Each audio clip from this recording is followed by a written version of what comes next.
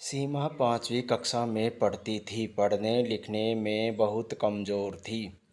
बस उसकी एक ही विशेषता थी कि वह दिखने में सुंदर थी, इसलिए सब उसकी सुंदरता की तारीफ़ करते थे। सीमा को इस बात का घमंड हो गया और वह ऐसी लड़कियों से नफ़रत करने लगी जो सुंदरता में कुछ कम थी।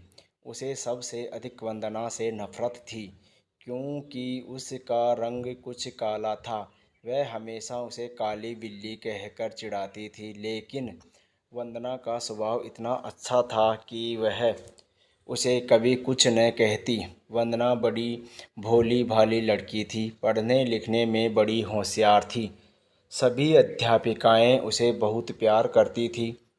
घर पर भी माँ उससे बहुत खुश थी। हर काम में माँ को सहयोग देती।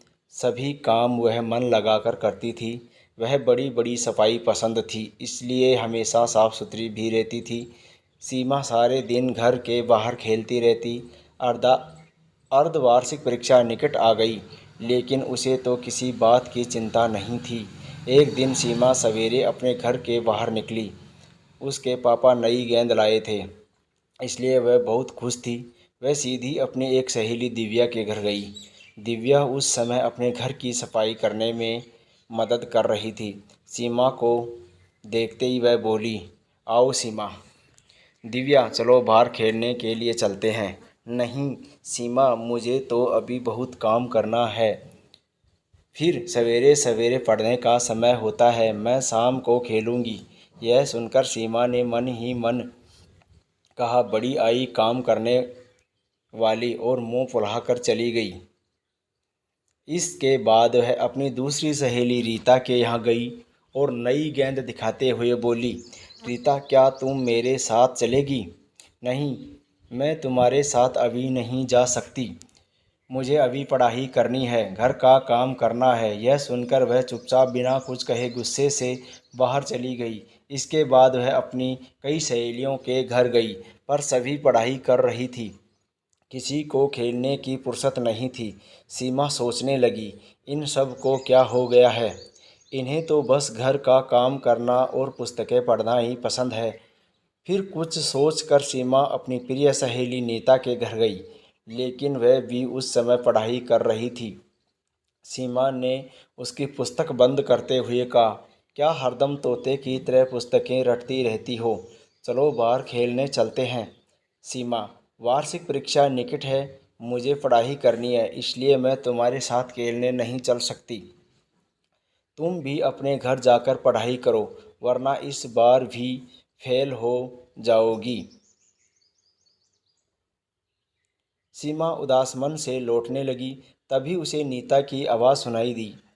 वह अपने माँ से कह रही थी, देखो न माँ, सीमा सवेरे सवेरे खेलने के लिए आ गई। उसे पढ़ाई की बिल्कुल चिंता नहीं। मैं अब उसके साथ नहीं रहूँगी। जब देखो तब वह अपनी सुंदरता की चर्चा करती रहती है। माँ, मुझे तो वंदना बहुत अच्छी लगती है। वह बहुत मेहनती है, पढ़ने लिखने में भी बहुत होशियार है। बस उसका रंग ही थोड़ा सा काला है।